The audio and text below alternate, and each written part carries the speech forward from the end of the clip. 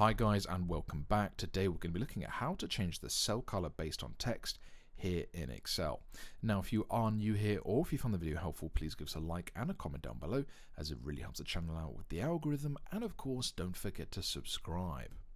Okay, so for this one all we need to do is make sure that we've selected the cells we'd like to use. For example, let's go for these 10 on the top left, and then from here we'll go to conditional formatting, go down to new rule.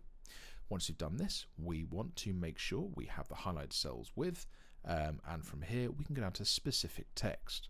So for example, we can say that if any of these blocks the word apples is mentioned, we'd like it to turn green, for example, and then we just click done.